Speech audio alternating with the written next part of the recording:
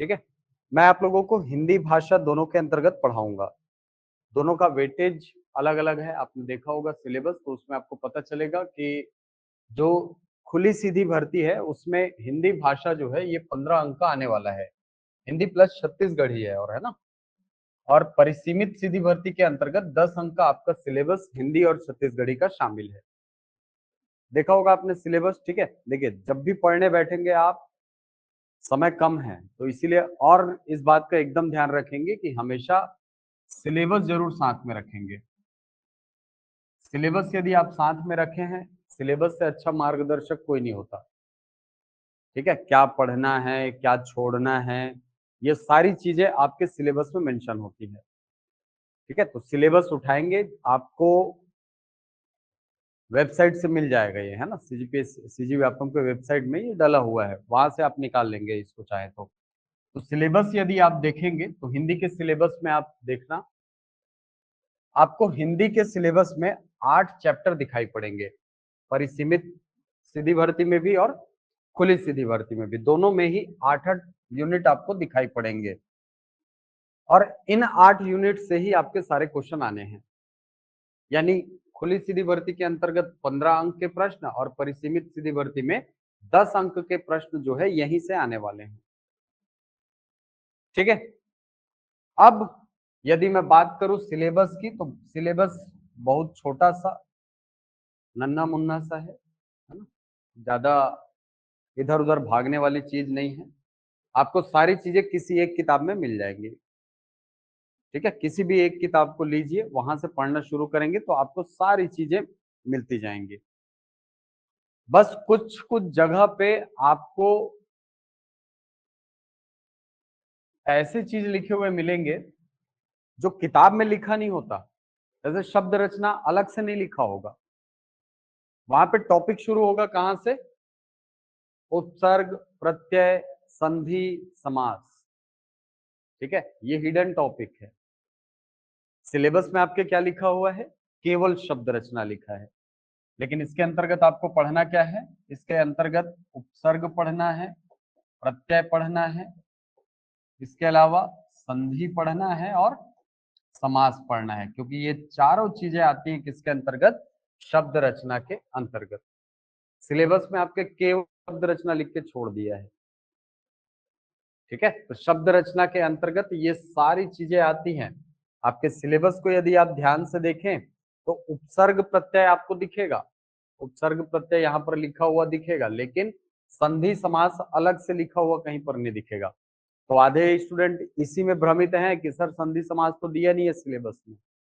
वो देगा क्वेश्चन, क्योंकि संधि समास ये हिडन टॉपिक के रूप में आपके शामिल है, किस रूप में, शब्द रचना के रूप में। यहां से क्वेश्चन आएंगे। ठीक, इसके अलावा शब्द प्रकार लिख दिया है केवल। शब्द प्रकार में केवल एक आधार जो है, यानी जो हम उत्पत्ति के आधार पर प्रकार पढ़ते हैं, केवल उसी को मेंशन किया है। तत्सम, तद्भव, देशज, विदेशज, इसको मेंशन किया है। कहीं पर भी सार्थक निरर्थक शब्द, कहीं पर भी रूढ़ यौगिक योग रूढ़ शब्द, कहीं पर भी विकारी शब्द, अव्यय, कहीं पर मेंशन नहीं दिख रहा होगा आपको, कहीं पर नहीं दिख रहा है। लेकिन ये जो 5 आधार होते हैं शब्दों को बांटने के, वो भी हमको पढ़ने हैं।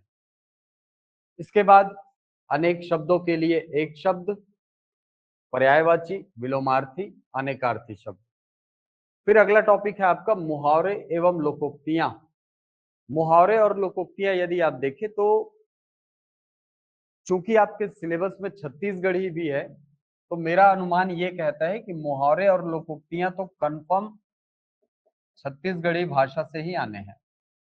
क्योंकि ऐसा जब भी हुआ है कि सिलेबस में हिंदी और छत्तीसगढ़ी एक साथ दिया हो और मुहावरे और लोकोक्तियां लिखा हो, तो हर बार क्वेश्चन कहां से पूछा है, छत्तीसगढ़ी से, हिंदी से नहीं पूछा है। ठीक है, आप 2016 से लेकर के देखोगे तो यही पैटर्न है, जहां एक साथ हिंदी छत्तीसगढ़ी का 10-12 अंक का या 10-15 अंक का 20 अंक का सिलेबस है, तो लोकोक्ति और मुहावरे जो है ये हमेशा कौन सी भाषा से पूछे हैं, छत्तीसगढ़ी भाषा से, कभी भी हिंदी से नहीं पूछे। तो छत्तीसगढ़ी के मुहावरे और लोकोक्तियों पर चर्चा करेंगे। फिर चलिए, तो अब सिलेबस में आगे देखेंगे तो सिलेबस में आपके स्वर, व्यंजन, वर्तनी, यहां से आपको ये पता चलता है कि पूरी की पूरी आपको क्या पढ़नी है, वर्णमाला पढ़नी है, वर्णमाला पूरे पढ़ने हैं। इसके बाद अगला टॉपिक उपसर्ग एवं प्रत्यय, और एक टॉपिक है शब्द युग्म, फिर है लिंग, वचन एवं काल। तो ये बेसिक टॉपिक है, यहाँ के तो क्वेश्चन मान के चलिए आना ही है। फिर है संज्ञा, सर्वनाम, विशेषण, क्रिया का व्यवहारिक प्रयोग, ये आपको देखना है। फिर शुद्ध एवं अशुद्ध वाक्य। अब इस पूरे सिलेबस को तो आपने देख लिया, एक बार पढ़ लिया, समझ लिया कौन कौन सा टॉपिक है, कौन सा टॉपिक नहीं है, ठीक है। अब बात ये आती है कि सर कम समय में इसकी बेहतर तैयारी कैसे करें, ठीक है, क्योंकि समय कम है, मैं पहले बता रहा हूँ आपके लिए, है ना, ठीक है। आपकी पढ़ाई करने के लिए, इस एग्जाम के लिए पर्टिकुलर में बात करूं तो टाइम बहुत कम है, ठीक। अब हिंदी की रणनीति की मैं बात करूं तो हिंदी की रणनीति के अंतर्गत मैं पूरे सिलेबस को दो भागों में बांट देता हूं। पूरा सिलेबस जो है ये दो भागों में मैं बांट देता हूं। एक भाग में मैं रखता हूं ऐसे टॉपिक्स, जिनको आप एक दिन में पढ़ सकते हो, ठीक है। ऐसे टॉपिक जिनको जिन्हें एक दिन में पढ़ा जा सकता है,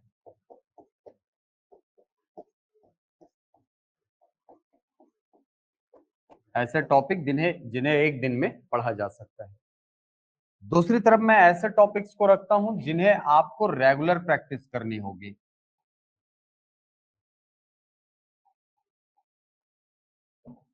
निरंतर अभ्यास की जिनको जरूरत पड़ती है, उस टॉपिक को मैं अलग लिख लेता हूं, ठीक। अब रेगुलर प्रैक्टिस वाली चीजें और एक दिन में पढ़ी जा सकने वाले टॉपिक्स को हमने अलग कर लिया है, ठीक। पहला टॉपिक जो मैं इसके अंतर्गत रखूंगा, इसके अंतर्गत जिन्हें एक दिन में पढ़ सकते हो, इसके अंतर्गत मैं आपको बोलूंगा इसमें आपके टॉपिक्स की संख्या कम होगी। इसको कैसे में पढ़ सकते हो सर, जैसे लिंग वाला टॉपिक है, आप एक दिन में पढ़ सकते हो, कोई बड़ी बात नहीं है। वचन वाला टॉपिक है, आप एक दिन में पढ़ सकते हो, कोई बड़ी बात नहीं है, ठीक। उपसर्ग वाला टॉपिक, प्रत्यय वाला टॉपिक, आप चाहो तो एक दिन में पढ़ सकते हो, क्लियर है। इसके अलावा यदि आप चाहें, संधि आपको जब पढ़ाऊंगा तो उसके बेसिक आपको सिखाऊंगा। शुरुआत में 3-4 दिन, 4 दिन, 5 दिन लगेंगे हो सकता है। उस बीच में यदि आप ईमानदारी से प्रैक्टिस करते रहिए तो मान के चलिए आपको अलग से कोई किताब से या अलग से आपको किसी प्रैक्टिस सेट से तैयारी करने की जरूरत नहीं पड़ेगी, ठीक है, क्योंकि बेसिक आप सीख चुके होंगे, है ना। आप थोड़ी, जैसे 4+4 बोलूंगा तो आप थोड़ी पहाड़ा लेके बैठ जाते हो, पहाड़ा लेके थोड़ी बैठ जाओगे, वो तो आपके दिमाग में बेसिक है, स्ट्रक्चर है ना। वैसे ही स्ट्रक्चर आप यदि संधि और समास के दौरान अटेंटिव होकर के बैठे क्लास में, मान के चलिए वहां से कोई दिक्कत नहीं होगी, ठीक। तो संधि वाला टॉपिक हो गया, समास वाला टॉपिक हो गया, इसको आप चाहे तो एक दिन में खत्म कर सकते हैं। इसके अलावा और क्या टॉपिक हो सकता है सर जिसको एक दिन में पढ़ा जा सके। एक दिन में और क्या पढ़ सकते हो आप, एक दिन में आप पढ़ सकते हो, जैसे इसमें सिलेबस में देखिए ना, छोटे छोटे भाग आपको दिखेंगे, ठीक है। शब्द रचना आप एक दिन में पढ़ सकते हो क्या, नहीं पढ़ सकते, ठीक है।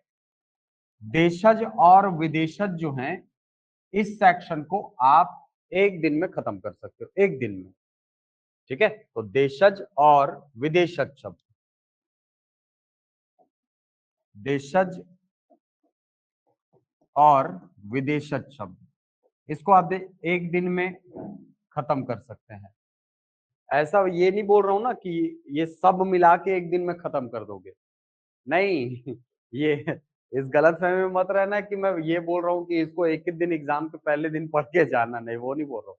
मैं ये बोल रहा हूँ कि इसको चाहो तो ये टॉपिक जो है वो बहुत कम टाइम लेने वाले हैं, ठीक है। आप लिंग वाले टॉपिक को 1 घंटे में खत्म कर सकते हैं, वचन वाले टॉपिक को 1 घंटे में खत्म कर देंगे, उपसर्ग प्रत्यय वाला टॉपिक 1 से 1.5 घंटे में खत्म हो जाएगा, संधि समास इसको अगर आपने सही तरीके से अभ्यास किया है, सही तरीके से पढ़ा है, 1 घंटे से ज्यादा टाइम नहीं लगना है रिवीजन करने में। देशज विदेशज शब्द आपको ऐसा तरीका बता दूंगा कि आप एक बार नजर मारेंगे और समझ जाएंगे कि इसका आंसर क्या होगा। इसके बाद और क्या टॉपिक हो सकता है जिसको 1 घंटे में पढ़ा जा सकता है? 1 घंटे में आप पढ़ सकते हो इस टॉपिक को, संज्ञा, सर्वनाम, विशेषण और क्रिया। इसको आप 1 दिन में कर सकते हो। ठीक है, इतने सारे टॉपिक जो आपको दिख रहे हैं, जिसको हमने लिखा है यहाँ पर हम लिख लेते हैं इसको भी, है ना। क्या टॉपिक था? संज्ञा, सर्वनाम, विशेषण और क्रिया। ये ऐसा टॉपिक है ना जिनको आप एक नजर मारोगे, अगर आपने पहले से पढ़ा है, यदि आपका कॉन्सेप्ट स्ट्रांग है, तो मान के चलो इन सब को एक एक घंटे से ज्यादा टाइम नहीं लगेगा। 1 घंटा भी बहुत ज्यादा बोल दिया मैं। ठीक है, इसके अलावा हाँ, देशज विदेशज हो गया, है ना। हाँ, ये सारे टॉपिक जो है ऐसे टॉपिक है जिनको आप एक एक घंटे दोगे ना, खत्म हो जाएंगे। लिंक में ज्यादा टाइम नहीं लगना है। आपको तरीका बताऊंगा, क्वेश्चन कैसे आते हैं, पैटर्न बताऊंगा जब ये टॉपिक में पहुंचेंगे, पैटर्न कैसा होता है। इसके अलावा कैसे कैसे क्वेश्चन आए हुए हैं पुराने, उसको देखेंगे। वचन वाले टॉपिक में कैसे क्वेश्चन आते हैं ये भी बताऊंगा। उपसर्ग और प्रत्यय वाले क्वेश्चन जो है, उपसर्ग वाले सेक्शन में आपको क्वेश्चन 2 अलग अलग तरीकों से पूछता है। जैसे एक तो डायरेक्ट पूछ देता है कि इस शब्द में कौन सा उपसर्ग है बताइए। अभी 2019-2020 के बाद जो पैटर्न बदला है व्यापम का, वहां से आपको ऐसा भी पूछता है कि फलाना उपसर्ग किस भाषा का है। ठीक है, जैसे एक बार पूछा हुआ है, कम उपसर्ग कौन सी भाषा का है? कम, इस उपसर्ग को पूछा हुआ है, कम उपसर्ग कौन सी भाषा का है। ठीक है, जैसे कमजोर शब्द होता है ना, हाँ, तो कम शब्द से बना हुआ है वो।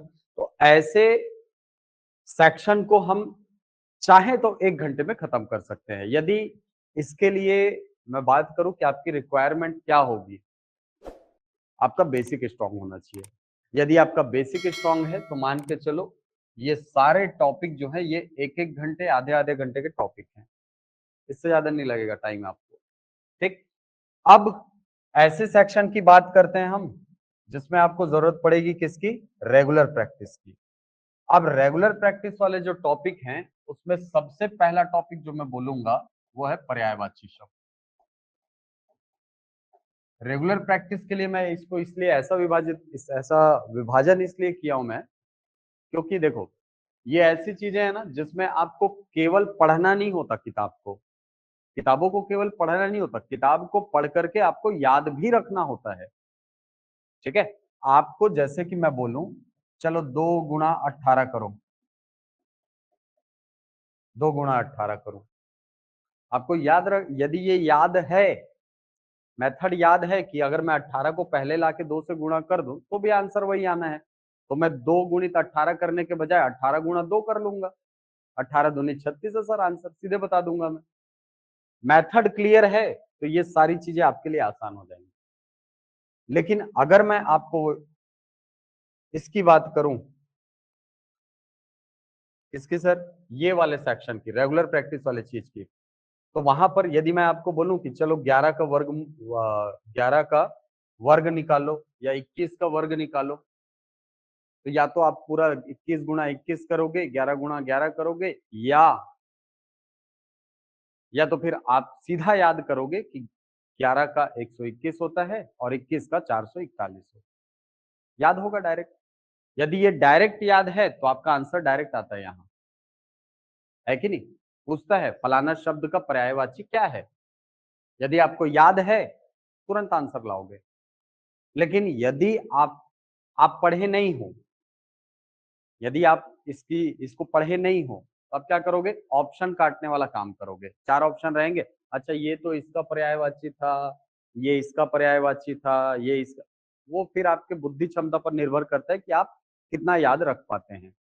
ठीक है, इसीलिए मैंने इसको क्या कहा है, ये रेगुलर प्रैक्टिस की चीज है। यदि ये रेगुलर प्रैक्टिस की चीज है और इसका नियमित रूप से अभ्यास किया जाए तो मान के चलो यहां से भी अच्छा स्कोर किया जा सकता है।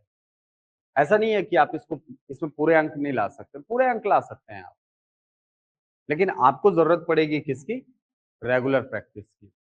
तो जितना दिन अभी टाइम है, मैं ये कहूंगा कि इन सेक्शंस की अच्छे से तैयारी करो, जितना हो सके इन टॉपिक्स को क्या करो? प्रैक्टिस करो। इसके बाद पर्यायवाची शब्द हुआ, फिर दूसरा टॉपिक मैं इसी में लेता हूं, अनेक शब्दों के लिए एक शब्द।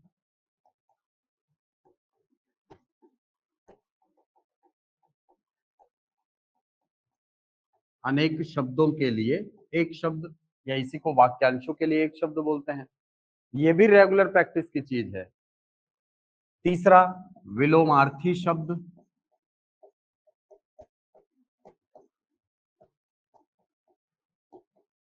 विलोमार्थी शब्द। चौथा, शब्द युग्म। पांचवा, अनेकार्थी शब्द।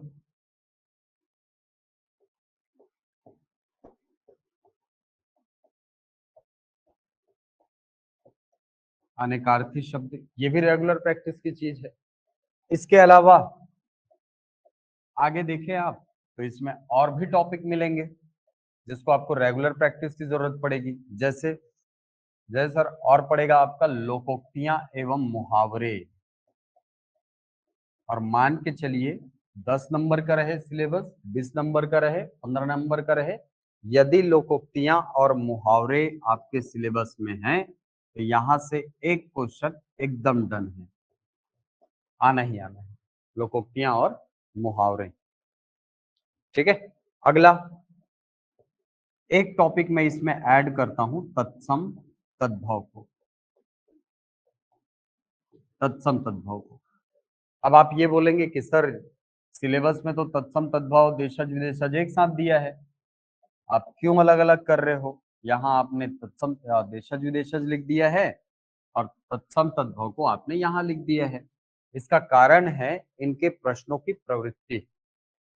ठीक है, इनके प्रश्नों की जो प्रकृति होती है उसके आधार पर देशज और विदेशज को मैंने कहा आप इसको एक दिन में खत्म कर सकते हो। तत्सम तद्भव के प्रश्नों की जो प्रवृत्ति है वो रेगुलर प्रैक्टिस की चीज है। ठीक है, तो ऐसे करके आप चाहे तो सिलेबस को दो भाग में बांट सकते हैं। पहले पार्ट में हमने किसको रखा? ऐसे टॉपिक जिनको आप एक दिन में खत्म कर सकते हो, यानी मैक्स टू मैक्स इसमें 1 घंटा एक टॉपिक के अंदर लगना है। जैसे लिंग अभी नहीं लगेगा ना, अभी पढ़ने बैठोगे तो मैं डेफिनेटली बोल रहा हूँ ये कम से कम आपको 4 घंटे लगेंगे, कम से कम। और गारंटी भी नहीं है कि आप सही बनाओगे क्वेश्चन, ये भी बता रहा हूं।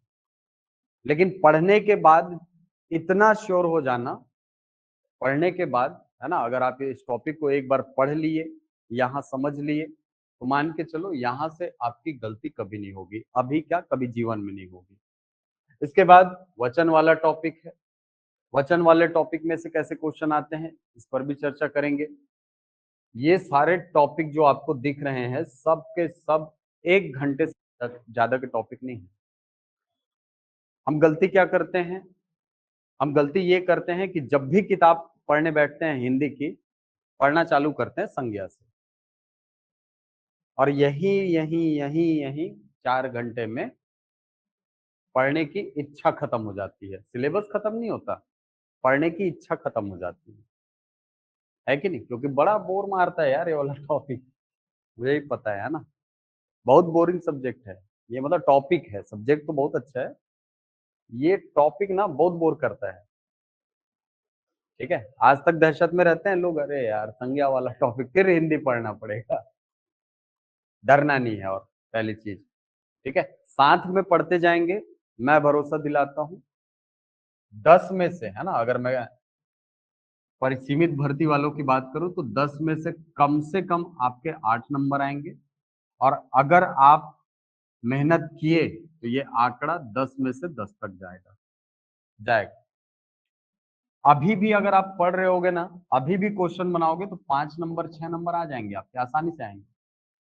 ठीक है, अगर 10 क्वेश्चन मैं आपको बनाने के लिए दूं तो आप 5 नंबर या 5 क्वेश्चन 6 क्वेश्चन आप अभी भी सही करोगे, कोई दो मत की बात नहीं है। हिंदी मीडियम के होंगे सब, अंग्रेजी के थोड़ी है कोई, सब हिंदी माध्यम वाले। अभी भी 5 से 6 क्वेश्चन आसानी से बनेंगे आपके। लेकिन डिफरेंस पैदा होगा यहां, जो पढ़ने वाला है वो आपसे 3 नंबर आगे लेकर चला जाएगा केवल इस सेक्शन से। अब हर 10 में से 3-3 अंक वो आगे बढ़ता जाएगा। कितने नंबर का सिलेबस है? 100 नंबर का। कितने नंबर आगे हो गया वो? 30 नंबर आगे हो गए। ठीक है, यही डिफरेंस पैदा करता है। और कॉम्पिटिटिव एग्जाम के बारे में ये कहा ही जाता है, आपको कभी भी कठिन प्रश्न रेस से बाहर नहीं करते। आपको बाहर करने वाले प्रश्न ऐसे होते हैं जो सबसे बनते हैं और आपसे नहीं बनते। ठीक है, जो सबने बना लिया आप नहीं बना पाए, मतलब बाहर हो गया, सीधी सी बात। और वो प्रश्नों की प्रवृत्ति सरल होती है। और हिंदी मेरे हिसाब से ऐसा सब्जेक्ट है जिसमें आप पूरा 10 में से 10 ला सकते हैं।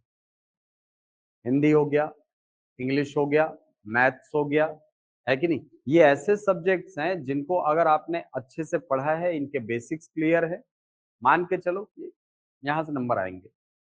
लेकिन यहीं पर अगर आप कोताही बरतेंगे तो मान के चलो यही आपको लुटिया डुबाएगा। सबसे कम स्कोर यही। एक स्टूडेंट अभी कुछ दिन पहले मुझे फोन किया, सर मुझे हिंदी पढ़ना है सर। कैसे भाई? आ जाओ पढ़ने के लिए। नहीं सर मैं बिलासपुर में रहता हूँ। शिक्षक भर्ती का एग्जाम दिया सर, 30 नंबर का सिलेबस था, मेरे 3 नंबर आ रहे हैं सर। अगर 3-4 नंबर और आता तो मेरा मेरा अच्छा रैंक आ जाता सर, मतलब सिलेक्शन के कगार पे पहुंच जाता मैं बोला यार पहले पढ़ना था। हाँ, अब डंडा पीटने से क्या मतलब, सांप तो बुलक के चल दीजिए। ठीक है। हाँ, ये वही वाली बात है। तो अगर आप इस रणनीति के साथ पढ़ेंगे ना तो डेफिनेटली आपको फायदा होगा, मान के चलो। ठीक है, ये फायदा करेगा। लेकिन अगर वही फिर शुरुआत से जिस पैटर्न में पढ़ रहे हो, किताब खोले, संज्ञा पढ़ने, सर्वनाम बैठने पढ़ गए, तो फिर उसी चक्र के आप हिस्से बन चुके हैं। आप उसी चक्र में घूमते रहेंगे घूमते रहेंगे, क्योंकि यहाँ से आप दूसरे टॉपिक पे पहुंच ही नहीं पाएंगे। ठीक है, तो कोशिश करिए कि आप पूरे सिलेबस को सेक्शन में बांट दीजिए। ये इसकी बात नहीं हो रही, किसी भी सब्जेक्ट की। ऐसे बांट करके पढ़ेंगे ना तो वो बहुत आसान हो जाएगा आपके लिए पढ़ना। ठीक है, चलिए। तो ये 2 भाग में हमने बांटा। पहले पार्ट में क्या रखा? लिंग रखा, वचन रखा, उपसर्ग प्रत्यय, संधि समास, देशज विदेशज, संज्ञा सर्वनाम, विशेषण क्रिया। ये एक एक दिन के टॉपिक हैं। ठीक है, आप यदि चाहें तो इसको अभी से पढ़ना चालू कर सकते हैं, आप यदि चाहें तो इनको अभी से पढ़ना चालू कर सकते हैं, कोई दिक्कत की बात नहीं। लेकिन मेरा ये कहना है, ये वाले सेक्शन जो है वो थोड़े से टेक्निकल टाइप के हैं, यानी इसमें आपका बेसिक क्लियर होना ज्यादा जरूरी होता है।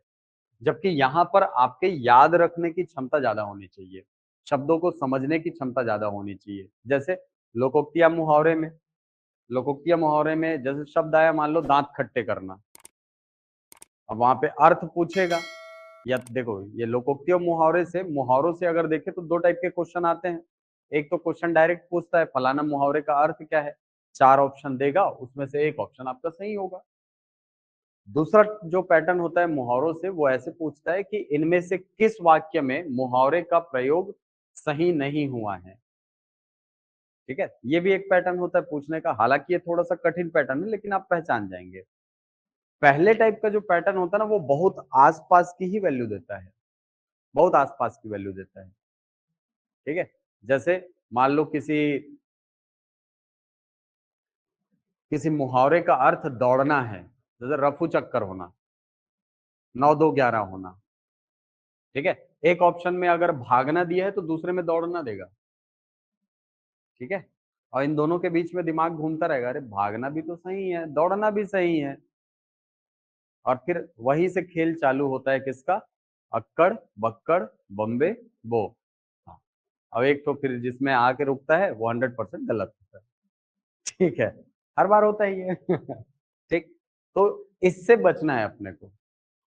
लोकोक्ति मुहावरे में जैसे मैं अगर बात करूं तो यहां से आपको जब पहले प्रकार का क्वेश्चन पूछेगा कि इस मुहावरे का अर्थ क्या है, दांत खट्टे करना, यदि आपकी समझ है कि मुहावरे जो हैं वो कभी भी डायरेक्ट अर्थ को प्रकट नहीं करते हैं, डायरेक्ट अर्थ को कभी प्रकट नहीं करते, वहां पर हमेशा लक्षणा शब्द शक्ति का ही प्रयोग होता है या व्यंजना शब्द शक्ति का प्रयोग होता है।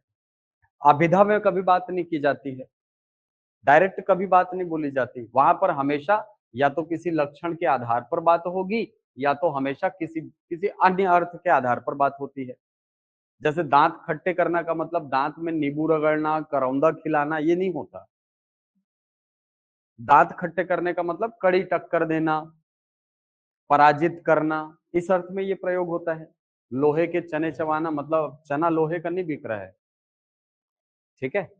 वहां पर लोहे के चने चबाने का मतलब होता है बहुत कड़ी प्रतिस्पर्धा देना, है कि नहीं, कड़ी टक्कर देना, पराजित करना, ये उसका अर्थ निकाला जाता है।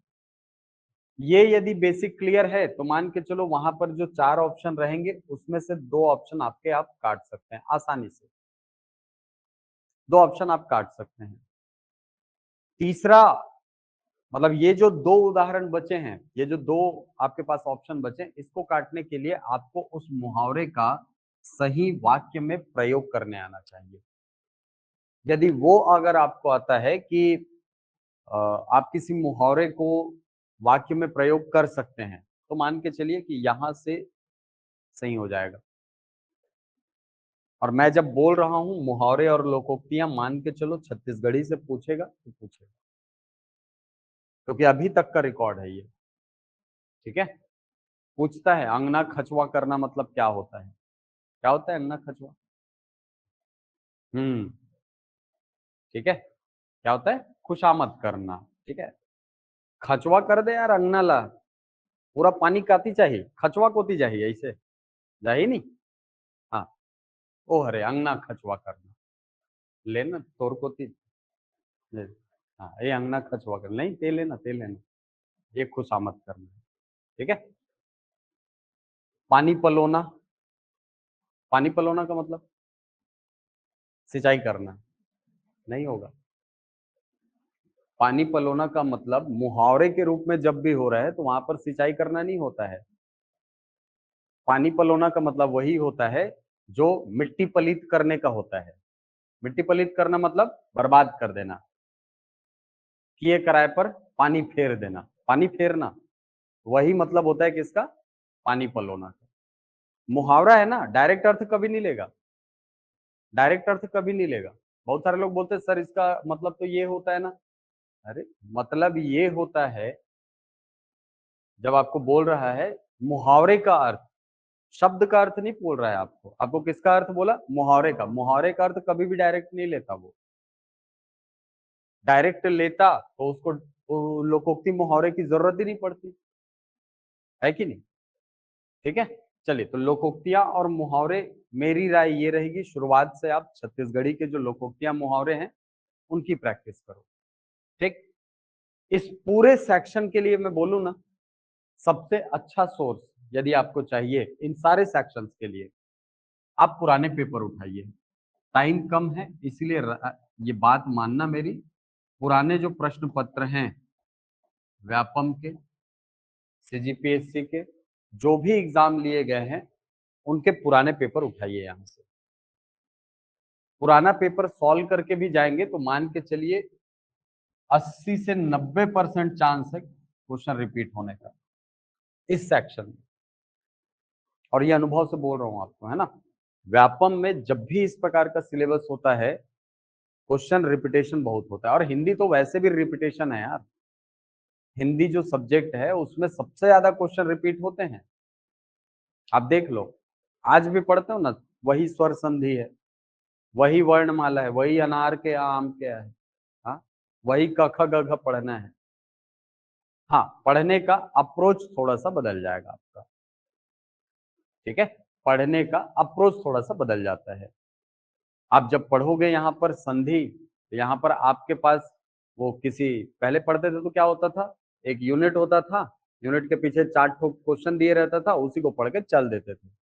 अब नहीं होगा, अब क्वेश्चन थोड़े से अनएक्सपेक्टेड आएंगे, ठीक है।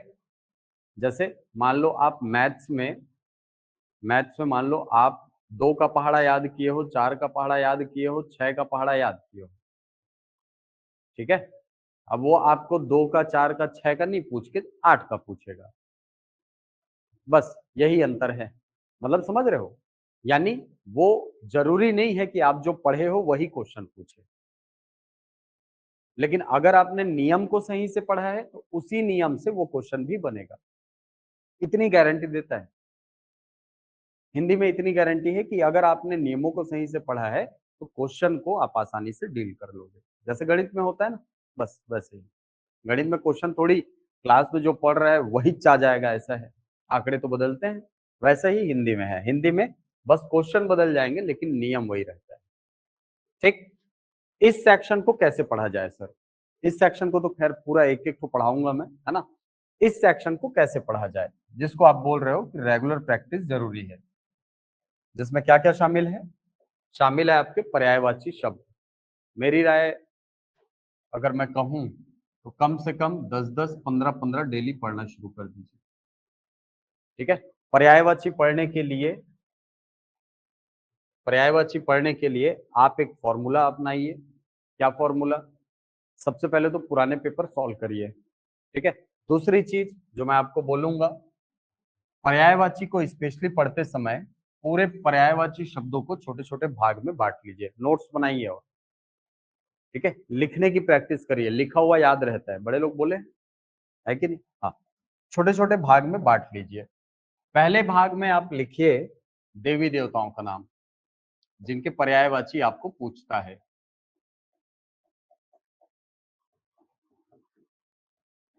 देवी देवताओं के नाम। अब देवी देवताओं के नाम में ऐसा तो नहीं है कि सबको पढ़ते बैठे हैं। हाँ, 33 कोटि देवी देवता है, पढ़ते बैठे रहोगे? हाँ नहीं, गिन के कुछ लोग हैं जिनके हमको पूछता है पर्यायवाची, है ना। जैसे पूछेगा आपको गणेश का, शिव का पूछता है, और किसका पूछता है सर? विष्णु का पूछता है, ब्रह्मा का पूछता है, कार्तिकेय का पूछता है, इंद्र का पूछता है, और गंगा का पूछता है, यमुना का पूछता है, और किसका पूछता है? लक्ष्मी का पूछता है, सरस्वती का पूछता है।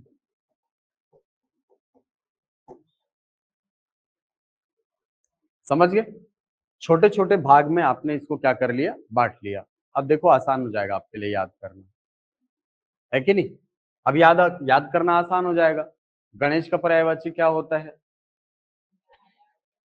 विनायक होता है, गजानन होता है, लंबोदर होता है कि नहीं। बहुत सारे शब्द हैं इनके, वो आपको एक फ्लो में याद हो जाएंगे।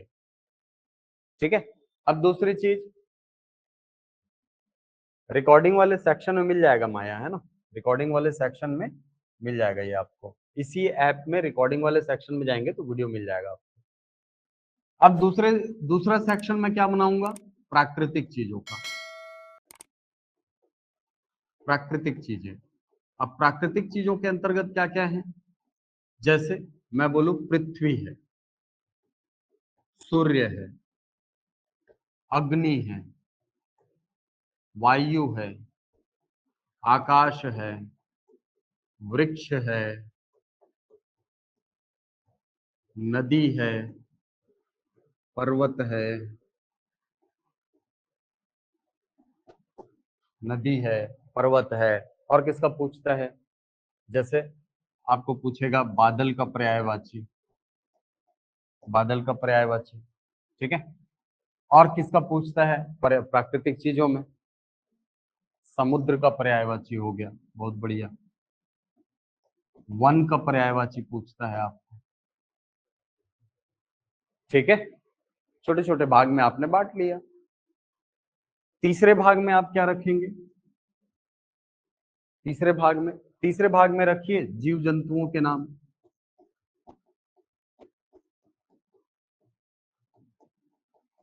जीव जंतुओं के नाम। और ऐसा नहीं कि सारे जीव जंतुओं के नाम याद करने, नहीं, गिन के कुछ जीव हैं। जैसे सिंह का पूछता है, हाथी का पूछता है, सर्प का पूछता है, घोड़ा का पूछता है, गधा का पूछता है, पक्षी का पूछता है ना, और पक्षियों में भी कौवा का पूछता है, कोयल का पूछता है, मोर का पूछता है, मोर का, पक्षी का। ठीक है, इसके अलावा और कौन सा जीव है, और कौन सा जानवर है जिसको पूछता है? सांप लिख लिए क्या? हाँ, सांप को पूछता है। अब बताओ, इतने में से बचपन में इसी में से आया होगा? जितना पर्यायवाची पढ़े हो ना, इतने में खत्म हो जाएगा, हो जाता है ना। इसी को पूछता है बार बार बार बार बार बार। चौथे सेक्शन में आप चाहो तो कोई मानव निर्मित वस्तुएं हैं, चौथा मानव निर्मित वस्तुएं। सबसे पहले तो मनुष्य का ही पर्यायवाची लिख लो, मनुष्य का पर्यायवाची। ठीक है, दूसरा रिश्तेदारी में भी है, जैसे भाई का पर्यायवाची है, बहन का पर्यायवाची है। इसके अलावा आप चाहो तो पिता, नहीं पिता का नहीं पूछता है वैसे, है ना। पूछता है यहाँ पर पत्नी का पर्यायवाची, पत्नी का पर्यायवाची तो कई बार पूछा है, इंपॉर्टेंट भी है। ठीक, इसके अलावा मनुष्य निर्मित वस्तुएं, जैसे जैसे आपको पूछता है रथ का पर्यायवाची पूछता है, ध्वजा का पर्यायवाची पूछता है, ध्वजा समझ गए, झंडा, झंडा जानते हो ना। हाँ, ध्वजा का पर्यायवाची पूछता है, तलवार का पर्यायवाची पूछता है, तीर का पर्यायवाची पूछता है, धनुष का पर्यायवाची पूछता है। अब बताओ, इससे बाहर कभी जाएगा क्वेश्चन? नहीं जाता है। ऐसे बांट करके पढ़ोगे ना तो मान के चलो कि लगभग सारे क्वेश्चन बहुत कम टाइम में कवर हो जाएंगे। ठीक है, हम लोग क्या करते हैं, अनार के यहाँ से चालू करेंगे, है नहीं। हाँ, और इसका पर्यायवाची ये, इसका पर्यायवाची ये, और इधर का खिचड़ी उसमें, उधर का दाल इसमें, हो गया दाल खिचड़ी। मत करना, ठीक है। ये बेहतर तरीका है पढ़ने का, और पर्यायवाची को तो मेरे हिसाब से ऐसे ही पढ़ना चाहिए। अगर आप ऐसा पढ़ रहे हैं, मान के चलो यहाँ के क्वेश्चन आपसे कभी नहीं छूटेंगे।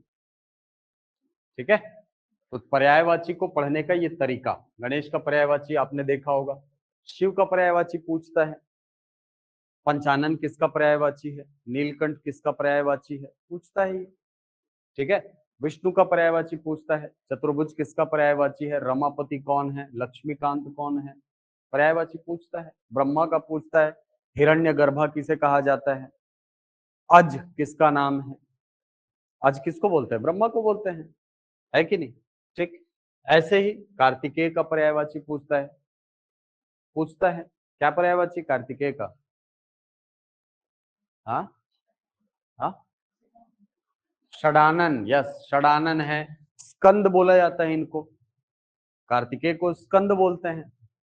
स्कंद माता, नवरात्रि में पूजा करते हो ना, देखना उनके गोद में बच्चा रहता है, उनके 6 सिर होते हैं, वो बच्चा कौन है, कार्तिकेय है। ठीक है, तो स्कंद की माता है, इसीलिए स्कंद माता है। इंद्र का पर्यायवाची पूछता है आपको, सुरपति है, सुरेश है, व्राजपति है, इनका नाम है, नागपति बोला जाता है इनको, नाक यानी स्वर्ग होता है। ठीक है, गंगा का पर्यायवाची पूछता है, जाह्नवी, अपगा, देवापगा, शब्द पूछता है ये। ठीक है, खैर अपगा जो है वो नदी का पर्यायवाची है, देवापगा जो है वो गंगा का पर्यायवाची है। वैसे ही यमुना का पर्यायवाची पूछता है, कालिंदी हो गया, कालिंदी, कृष्णा यमुना का नाम है कि नहीं। लक्ष्मी, लक्ष्मी का पर्यायवाची रमा, इंदु, बहुत सारे शब्द हैं। सरस्वती का शारदा, वरदा, सब आते हैं ये, विनय कुमार पाठक से पढ़ सकते हैं, पूनम। ठीक है, अब प्राकृतिक चीजों में आओगे तो पृथ्वी का पर्यायवाची, पृथ्वी का पर्यायवाची क्या है, पृथ्वी का पर्यायवाची क्या है, वसुधा। ठीक है, वसु, वसुधा, और धरणी, धरती, सब पढ़ते हो आप। ठीक है, सूर्य का पर्यायवाची, ये तो एकदम बनना ही चाहिए यहाँ से। हाँ? सूर्य का पर्यायवाची क्या होता है, सूर्य का पर्याय, हाँ, दिवाकर, भास्कर, दिनकर, सब। अग्नि का पर्यायवाची आग, पावक, अनल, हुताशन, वहनी, ऐसे शब्द आते हैं। हुताशन अग्नि का पर्यायवाची है। वहनी अग्नि का पर्यायवाची है। वायु का पर्यायवाची पवन, हवा। हाँ, अनल, अनल की अनिल, अनिल, अनिल होता, अनल अग्नि है। ठीक है, इसीलिए पेट में लगने वाली आग जठरानल। अनल, जठर, अनल, जठर यानी पेट, पेट की आग जठर अनल, जठरानल, है कि नहीं। वैसे ही वृक्ष की आग या जंगल में लगने वाली आग दावानल, दाव यानी जंगल, जंगल में लगने वाली आग दाव अनल, दावानल। समुद्र की अग्नि, समुद्र में लगने वाली आग बड़वानल, बड़व यानी समुद्र, बड़व की अग्नि बड़वानल, ऐसा। ठीक है। आकाश का पर्यायवाची शून्य, क्षोभ, अंतरिक्ष, सब आकाश के पर्यायवाची। वृक्ष का पर्यायवाची पेड़, बस। और पेड़ से पेड़ा। हाँ, तरु, तरु, विटप, विटप, द्रुम, द्रुम भी बोलते हैं वृक्ष को। इसीलिए जो कल्प वृक्ष है ना, उसको कल्पद्रुम बोलते हैं। कल्प, कल्प द्रुम, कल्प यानी स्वर्ग, द्रुम यानी वृक्ष, तो कल्प का वृक्ष कल्प द्रुम, कल्प तरु, कल्प वृक्ष बोलते हो ना आप। हाँ, नदी सरिता, सरी, और अपगा बिना पैर के चलती है, अपगा बिना पैर के चलने वाली। और अरे नदी के इतने सारे पर्यायवाची हैं। ना, सरोवर नहीं होता, वो तालाब का पर्यायवाची है। हाँ, पर्वत का पर्यायवाची ना, हिमालय नाम थोड़ी होता है। मनुष्य का पर्यायवाची बोलूंगा तो फिर अपना नाम बोल दोगे आप। ऐसे थोड़ी होता है, पर्वत तो बहुत सारे हैं ना। ठीक है, पर्वत को नाग बोला जाता है, नाग, सांप वाला, उसको भी नाग बोलते हैं, सांप को भी नाग बोलते हैं। इसीलिए नाग शब्द अनेकार्थी शब्द है, एक शब्द के अनेक अर्थ, अनेक अर्थ, इसीलिए वो अनेकार्थी है। ठीक है। हाँ, पर्वत का और क्या होगा, अचल, विंध्याचल, सुने हो ना, विंध्य अचल, विंध्य पर्वत, विंध्याचल, दीर्घ स्वर संधि हो गई है। ठीक है। और क्या होता है पर्वत का पर्यायवाची,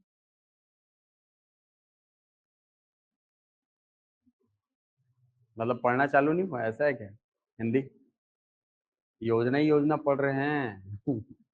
परिसीमित वाले हो क्या कोई, परिसीमित वाले हैं।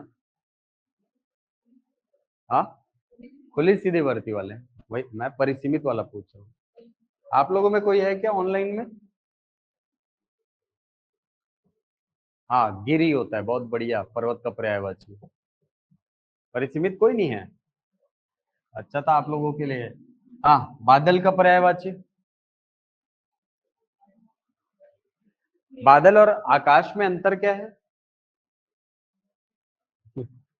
अभी तक तो बादल आकाश एक ही होता है सर। नहीं यार, बादल पानी, बादल से पानी बरसता है, और आकाश नाम की कोई चीज नहीं होती दुनिया में। आकाश मतलब शून्य, शून्य, जो जहां कुछ नहीं है वो आकाश है, जहां कुछ नहीं है वो आकाश। हाँ, बादल गरज रहा है अभी, ये आकाश गरजता नहीं है। मेघ, बहुत बढ़िया, जलद, नभ यानी बादल, बादल नहीं होता, नभ यानी आकाश होता है, आशा। ठीक है। हाँ, मेघ होता है क्या, बादल, मेघ होता है, घन होता है। हाँ, ठीक है। हाँ, समुद्र का पर्यायवाची जलधि, अब जल का पर्यायवाची बदलते जाओ, धी लगाते जाओ, समुद्र का बनते जाएगा, नहीं बनेगा। जलधि, नीरधि, वारिधि, बनता है सब। हाँ, वन का पर्यायवाची कानन, विपिन, अटवी, और ऐसे ही शब्द। अब देखो, मैक्सिमम चीजें तो हमको याद है। अगर मैं इतने में देखूं ना, ये दो सेक्शन में, ज्यादा से ज्यादा मैं 1-8 ठो एक्स्ट्रा बता रहा हूँ, बाकी सब आपको याद है कि नहीं? बाकी सब आपको याद है, बस एक एक शब्द उसमें ऐड करने हैं, एक शब्द 2 शब्द ऐड करने, बस और कुछ थोड़ी बचा है आपके लिए। ये सेक्शन आप नहीं में 50 बार पढ़ चुके हैं, नहीं मैं बता रहा हूँ 50 बार पढ़ चुके हैं इसको। आपको क्या करना है, बस उसमें एक एक 2-2 शब्द नए ऐड करने हैं, एक बार रिवीजन होना है, 2 शब्द नए ऐड होने, बस यही होना है। ठीक। जीव जंतुओं के नाम में सबके पर्यायवाची, सिंह का पर्यायवाची क्या होता है, पढ़ लेना। सिंह का शेर होता है, पंचानन भी बोलते हैं सिंह को, बोलते हैं। मृगपति होता है, मृगराज होता है ये शब्द। हाँ, हाथी का गज, और नाग बोलते हैं। हाँ, और बस बहुत सारे शब्द है गज के लिए। सर्प के लिए नाग नागिन, सावन चलत है हाँ, सर्प को और क्या बोलते हैं,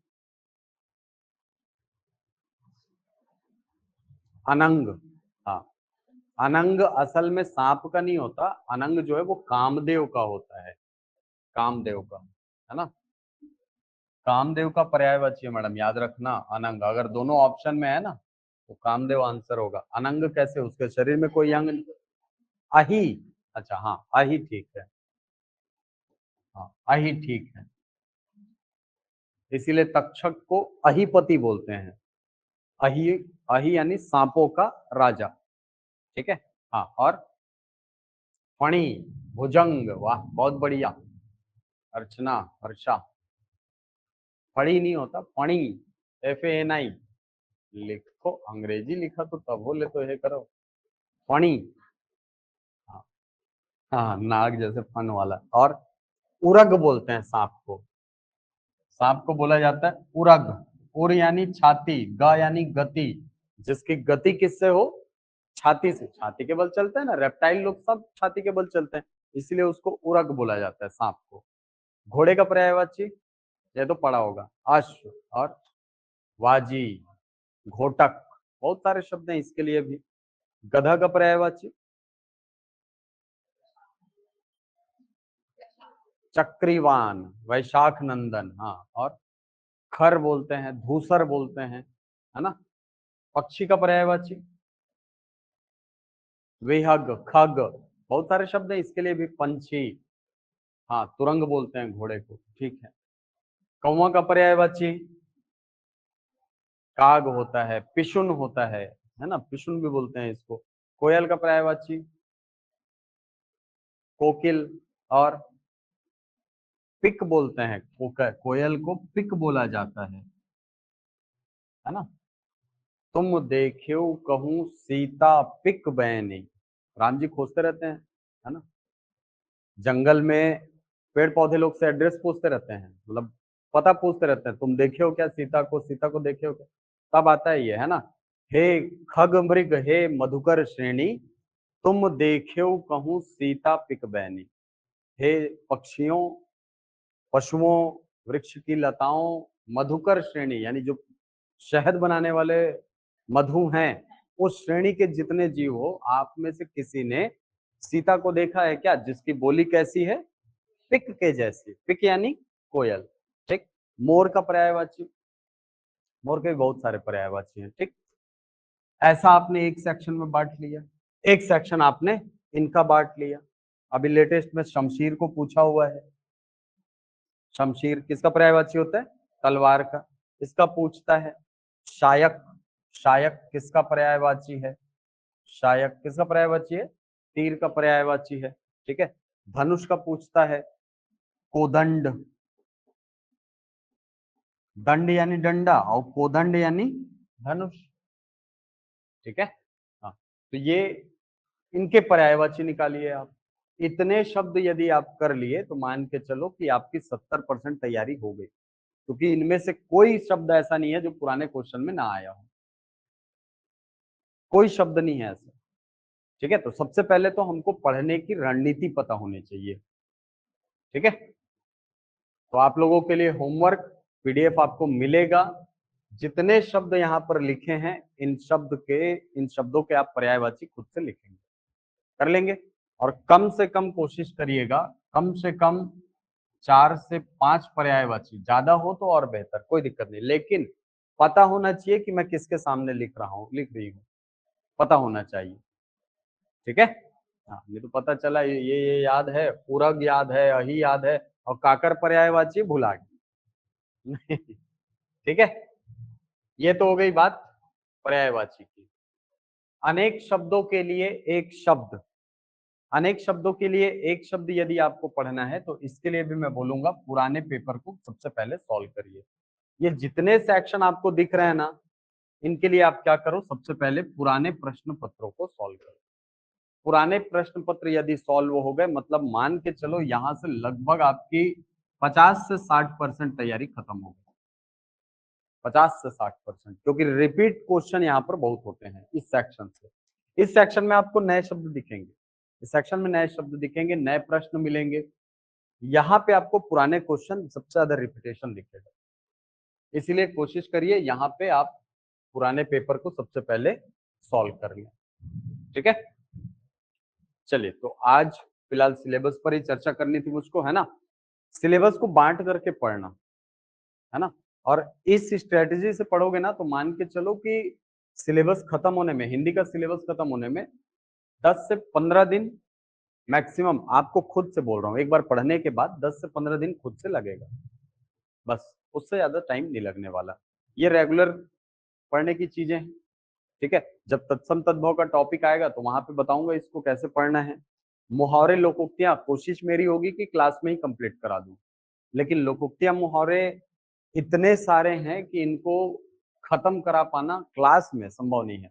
आप चाहो तो घर में बैठ करके पढ़ सकते हो, कोई दिक्कत नहीं है, लेकिन लोकोक्तियां और मुहावरे की परिभाषा से चालू करके इसको पूरा क्लास में पढ़ा पाना ये संभव नहीं होता। ठीक है, इसके अलावा अनेकार्थी शब्द भी सेम पैटर्न में पढ़ना है, कम से कम 10 से 15 डेली पढ़ते जाइए, हो जाएगा। इसको भी 10 से 15 डेली पढ़ते जाइए। शब्द युग्म क्या होते हैं, शब्द युग्म में दो शब्दों का जोड़ा होता है, एक जैसा उच्चारण होगा लेकिन अर्थ भिन्नता हो जाएगी। अर्थ भिन्नता कैसे होगी सर, जैसे जैसे तरणी और तरनी सुने हो, हाँ, एक होता है तरणी और एक होता है तरणी, क्या अंतर होता है दोनों में, कौन सूर्य होता है कौन नाव होता है, यही तो पहचान है ना।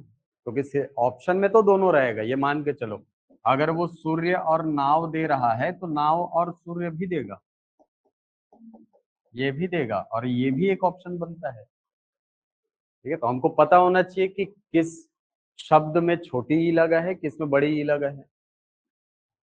हाँ, क्या होता है, ये सूर्य है, ठीक है, ये सूर्य है, और ये क्या है, नाव है। राम नाम भवसागर तरणी, तरणी सरिस ही कलिमल दहनी। राम नाम भवसागर को पार करने के लिए तरणी के समान है। भवसागर, सागर है, उसको पार करना है, क्या चाहिए, डोंगा, नाव चाहिए। तो राम नाम भवसागर तरणी, और तरणी सरिस ही कलिमल, कलिमल यानी कलुषता, अंधकार, तो तरणी सरिस, तरणी के समान, हृदय की कलुषता को समाप्त करने वाला है। किसके समान, सूर्य के समान। एक ही जैसा उच्चारण है, तरणी तरनी, अंतर है। अजर, अजीर सुना है, अजर और अजीर, अजर मतलब हम्म, जो बूढ़ा ना हो, यस, बहुत बढ़िया। क्या होता है, जो बूढ़ा, जर, जर शब्द आता है जरा से, जरा यानी होता है बुढ़ापा, बुढ़ापा यानी, जरा यानी क्या होता है, बुढ़ापा, तो जिसको जरा ना आए वो अजर, जिसको मृत्यु ना आए वो अमर, है कि नहीं। तो अजर यानी जिसको बुढ़ापा ना आए, ठीक है सर। अजीर यानी, अजीर यानी सबको पता है, सब सुने हो ये कविता, ये पंक्ति सुने हो। मंगल भवन अमंगलहारी द्रवऊ सुदशरथ अजीर विहारी। अजीर मतलब आंगन, अजीर का मतलब क्या होता है? आंगन। दशरथ के आंगन में खेलने वाले श्री राम मुझ पर कृपालु हो। ठीक है, तो अजीर मतलब आंगन, और अजर यानी बुढ़ापना है, जिसे बुढ़ापना है। एक ही जैसे दिख रहे हैं शब्द, एक ही जैसे दिख रहे हैं ना, अंतर है। ऐसे ही शब्दों को कहा जाता है क्या? शब्द युग्म। ये शब्द युग्म है। विलोमार्थी शब्द, यहां से क्वेश्चन 2016 के पहले बहुत पूछे जाते थे, बहुत पूछे जाते थे, लेकिन अब यहां से क्वेश्चन बहुत कम पूछे जाते हैं, बहुत कम। लेकिन ये बिल्कुल राय मैं नहीं दूंगा कि इसको छोड़ो, ठीक है, क्योंकि हिंदी में क्वेश्चन रिपीट होते हैं। जब मैं बोल रहा हूं तो 2016 के पहले के क्वेश्चन भी रिपीट हो सकते हैं, ठीक है। पुराने क्वेश्चन सबसे पहले सॉल्व करना। इसके अलावा आप कोशिश करिए कि जो इसको दो भाग में बांट करके पढ़िएगा। एक, ऐसे शब्द जिनमें आप उपसर्ग लगाओगे तो उपसर्ग से विलोम बन जाएगा। ज्ञान है, अज्ञान बन गया। नीति है, अनीति बन गया, बन गया ना। उपयोगी है, अनुपयोगी बन गया। ऐसे शब्द मिलते हैं। दूसरा, जो उपसर्गों से ना बने, जैसे शब्द आ गया मान लो वक्र, और वक्र का विलोम होता है ऋजु, अलग है, एकदम अलग है। तो ऐसे शब्दों को आप ज्यादा तवज्जो देना, इससे क्वेश्चन नहीं आएंगे, ये भी बता रहा हूं। इससे क्वेश्चन नहीं आते, क्वेश्चन यहां से आता है, ठीक है। हम लोग क्या करते हैं, एक एक तो शब्द को रटने बैठ जाते हैं। इसको नहीं पढ़ना है, पढ़ना किसको है? इसको। यहां से क्वेश्चन पूछता है। तो जितने उपसर्गों से बने हुए बनने वाले जो विलोम शब्द हैं उनको चाहो तो आप छोड़ सकते हो, यहां से क्वेश्चन पूछता है, ठीक है। मृदु का क्या होता है? मृदु, हाँ, विलोम क्या होता है? कोमल, नहीं, कठोर होता है, विलोम है ना। मृदु यानी कोमल, ठीक है, मृदु यानी कोमल, तो मृदु का विलोम क्या होगा? कठोर होगा, ठीक है। हाँ, ऐसे शब्दों को आप सॉल्व करना, ऐसे शब्दों को बनाना आप, ठीक। और क्या बचा आपका? अनेक शब्दों के लिए एक शब्द। इसको जब आपका लास्ट आ जाएगा ना सिलेबस, तो क्लास में कराऊंगा मैं, ठीक है, क्योंकि क्लास में कराने से ये सारी चीजें याद रहती हैं, ठीक। तो इसको 10-10 करके पढ़ना शुरू कर दो अभी से। बीच बीच में पूछूंगा मैं, बीच बीच में पूछूंगा मैं। आवाज नहीं आ रही है? शोभा, हाँ, अरे उनको बोल रहा हूँ ऑनलाइन वालों को, ठीक है। चलिए, तो कोशिश करिए इसको जितना जल्दी हो सके सिलेबस को धीरे धीरे करके कवर कर लो आप, है ना। लेकिन ये भी याद रखना, हिंदी में आगे पार्ट और पीछे मैन पार्ट होता है, सीधे सपाट नहीं होता, पूरा मैन पार्ट हो जाता है, ठीक है। चलिए, तो फिर कल मुलाकात होगी। कल आपका टॉपिक शुरू करेंगे, और टॉपिक जब शुरू करूंगा मैं, तो आपको पहला टॉपिक भाषा बोध से लेकर के चलूंगा, क्योंकि वहां से क्वेश्चन आते हैं। सिलेबस में लिखा नहीं होता, लेकिन वहां से क्वेश्चन आते हैं, ठीक है। चलिए, तो कल मुलाकात होगी आपसे, है ना। Thank you.